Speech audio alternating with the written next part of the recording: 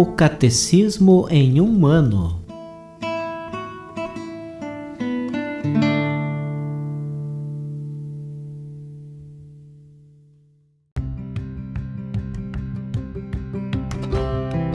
Olá, eu sou Yuri, seminarista da Diocese de Ponta Grossa, Paraná. Você está ouvindo o podcast O Catecismo em um ano. Vamos ler todo o Catecismo da Igreja Católica ao longo de 365 episódios. Estamos utilizando a tradução em português apresentada pela CNBB em 2013, baseada na edição típica em latim de 1997. Baixe o plano de leitura por meio de um link que você encontra na página do Instagram O Catecismo em um ano ou na descrição desse podcast.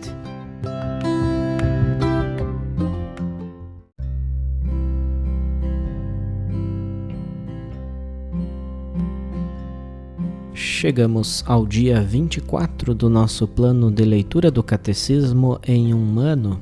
Estamos na primeira parte do Catecismo, a profissão de fé, na primeira sessão, Eu creio, nós cremos, e no capítulo 3, a resposta do homem a Deus. Na leitura de hoje, vamos iniciar o artigo 2º, que tem o título Nós cremos. E para tanto leremos do número 166 ao 175 do Catecismo da Igreja Católica.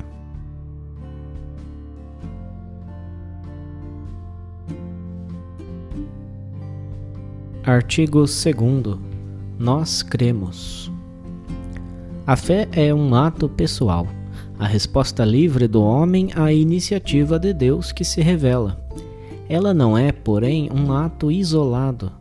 Ninguém pode crer sozinho, assim como ninguém pode viver sozinho.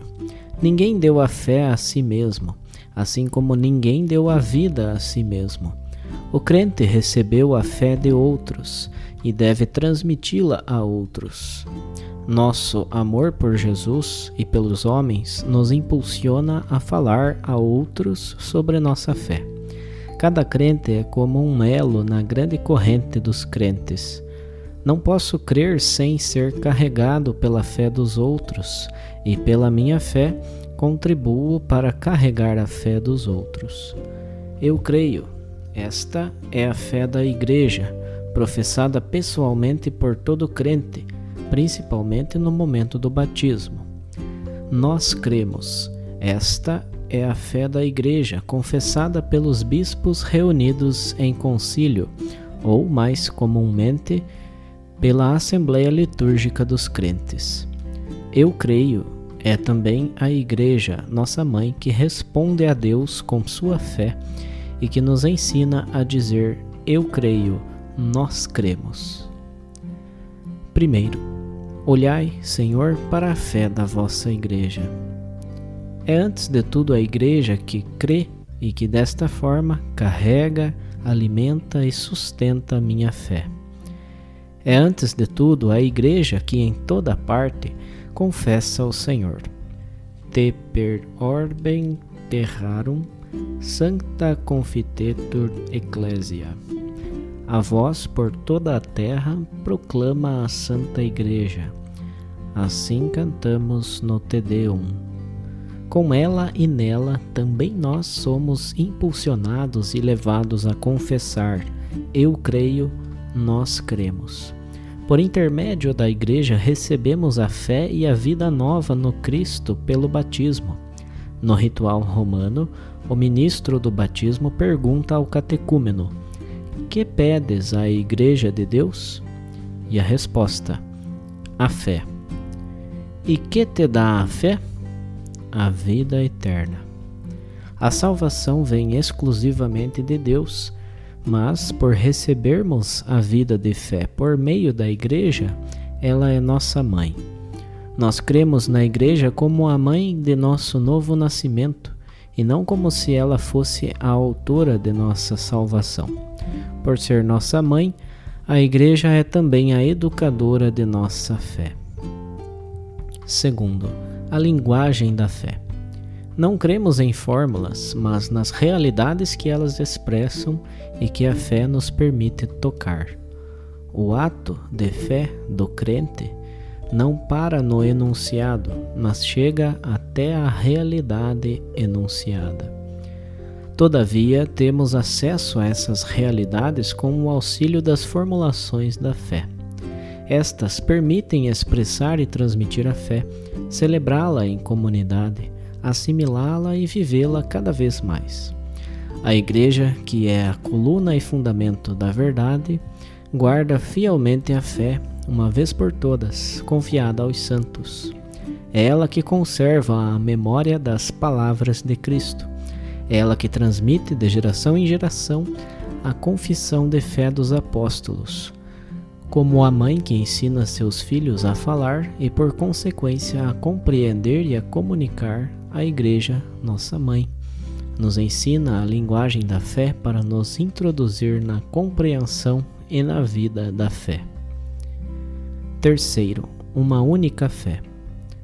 Há séculos, mediante tantas línguas, culturas, povos e nações, a Igreja não cessa de confessar sua única fé, recebida de um só Senhor, transmitida por um único batismo, enraizada na convicção de que todos os homens têm um só Deus e Pai.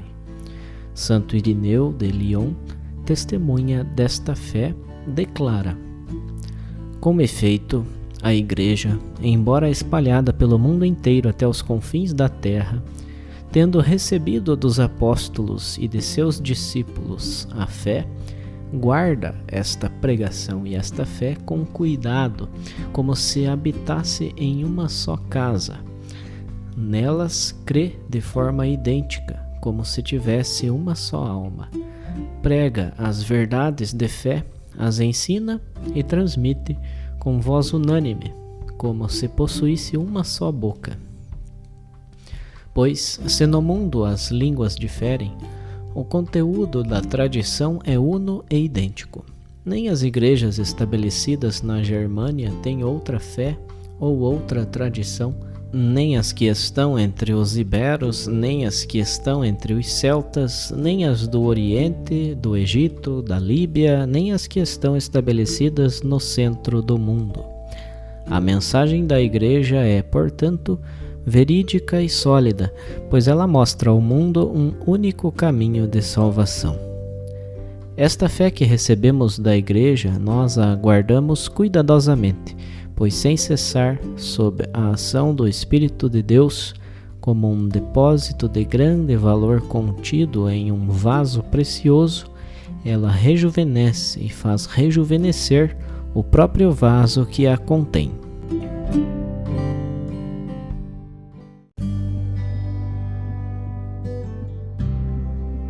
Como um comentário adicional para a leitura do Catecismo do dia de hoje, nós vamos ler um discurso do Papa Francisco sobre o tema da fé.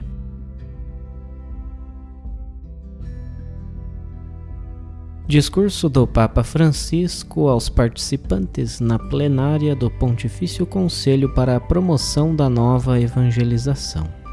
Segunda-feira, 14 de outubro de 2013. Aquilo que gostaria de vos dizer hoje pode ser resumido em 3 pontos: o primado do testemunho, a urgência de ir ao encontro do próximo e um programa pastoral centrado no existencial. Na nossa época verifica-se com frequência uma atitude de indiferença em relação à fé que deixou de ser considerada relevante na vida do homem. Nova evangelização significa despertar no coração e na mente a vida da fé dos nossos contemporâneos. A fé é um dom de Deus, mas é importante que nós, cristãos, demonstremos que vivemos a fé de maneira concreta, através do amor, da concórdia, da alegria e do sofrimento, porque isto desperta interrogações, como no início do caminho da Igreja. Por que vivem assim? O que os impele? São perguntas que levam ao cerne da evangelização, que é o testemunho da fé e da caridade. Do que precisamos, especialmente nesta época, são testemunhas credíveis, que com a vida e também com a palavra, tornem o Evangelho visível, despertem a atração por Jesus Cristo e pela beleza de Deus.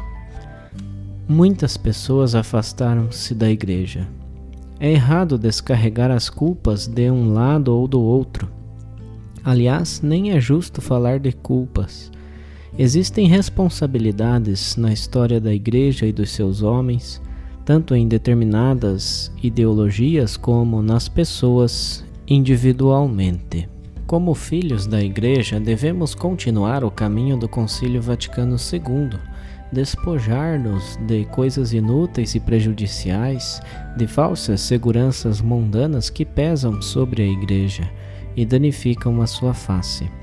São necessários cristãos que tornem visível aos homens de hoje a misericórdia de Deus, a sua ternura por todas as criaturas. Todos nós sabemos que a crise da humanidade contemporânea não é superficial, mas profunda. Por isso, enquanto exorta a ter coragem de ir contra a corrente, de se converter dos ídolos para o único Deus verdadeiro, a nova evangelização não pode deixar de recorrer à linguagem da misericórdia, feita de gestos e de atitudes, antes ainda que de palavras. A Igreja, no meio da humanidade de hoje, diz: Vinde a Jesus, vós todos que estáis cansados e oprimidos, e encontrareis descanso para as vossas almas. Conforme o Evangelho de Mateus, capítulo 11, versículos 28 a 30. Vinde a Jesus, só Ele tem palavras de vida eterna. Cada batizado é Cristóforo, ou seja, portador de Cristo, como diziam os antigos padres. Quem encontrou Cristo, como a samaritana no poço, não pode conservar esta experiência para si, mas sente o desejo de a compartilhar para levar outras pessoas a Jesus. Todos nós devemos perguntar se quem se encontra conosco sente na nossa vida o entusiasmo da fé, se vê no nosso rosto a alegria de ter encontrado Cristo. Aqui passamos ao segundo aspecto, o encontro, o ir ao encontro do próximo. A nova evangelização é um movimento renovado rumo àqueles que perderam a fé e o sentido profundo da vida. Este dinamismo faz parte da grande missão de Cristo de anunciar a vida ao mundo, o amor do Pai pela humanidade.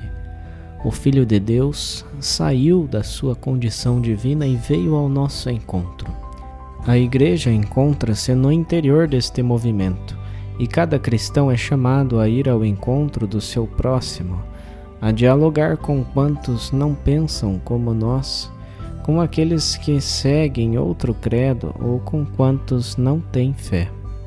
É preciso encontrar o próximo, porque aquilo que nos irmana é o fato de termos sido todos criados à imagem e semelhança de Deus.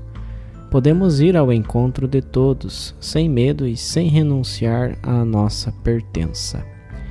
Ninguém está excluído da esperança da vida, do amor de Deus. A Igreja é enviada a despertar esta esperança em toda a parte, de maneira especial onde ela está asfixiada por condições existenciais difíceis, às vezes desumanas, onde a esperança não respira, onde sufoca. É necessário o oxigênio do Evangelho, do sopro do Espírito de Cristo ressuscitado que volta a acendê-la nos corações. A Igreja é a casa cujas portas estão sempre abertas, não somente para que cada um possa encontrar acolhimento no seu interior e aí respirar o amor e a esperança, mas também a fim de que possamos sair para levar este amor e esta esperança. O Espírito Santo impele-nos para sairmos do nosso espaço e orienta-nos até às periferias da humanidade. No entanto, na Igreja nada disto é deixado ao caso, à improvisação, e isto exige o compromisso de todos para um programa pastoral que evoque o essencial e que esteja bem centrado no essencial, ou seja, em Jesus Cristo. É inútil dispersar-se em numerosas atividades secundárias ou até supérfluas, mas é preciso concentrar-se na realidade fundamental, que é o encontro com Cristo, com a sua misericórdia, com o seu amor, amando os nossos irmãos como Ele mesmo nos amou. Um encontro com Cristo que é também adoração, palavra hoje pouco usada, adorar Cristo. Um projeto animado pela criatividade e pela fantasia do Espírito Santo que nos impele também a percorrer caminhos novos com coragem, sem nos fossilizarmos. Poderíamos perguntar-nos como é a pastoral das nossas dioceses e paróquias? Ela torna visível o essencial, ou seja, Jesus Cristo? As diversificadas experiências e características caminham juntas na harmonia que o Espírito Santo nos concede?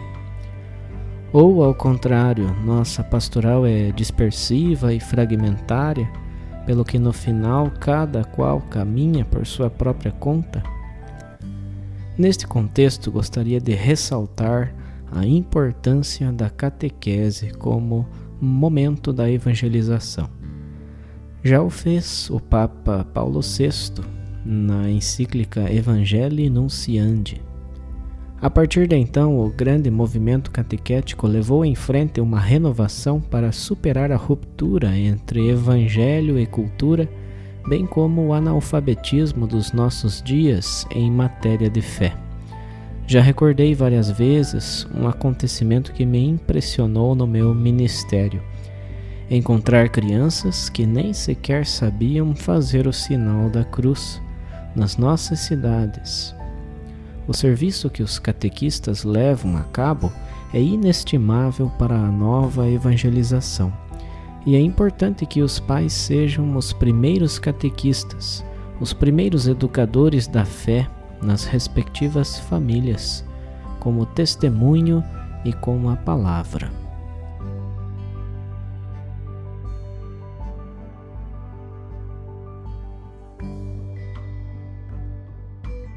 Os textos dos discursos papais encontram-se na íntegra no site da Santa Sé, vatican.va.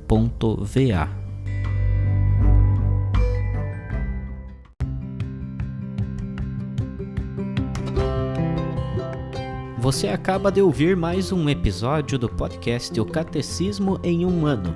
Continue nesse bom propósito de aprofundar o conhecimento e a vivência da fé católica e procure participar da sua comunidade. Rezemos por todos que estão fazendo esse caminho de leitura do Catecismo. Até amanhã!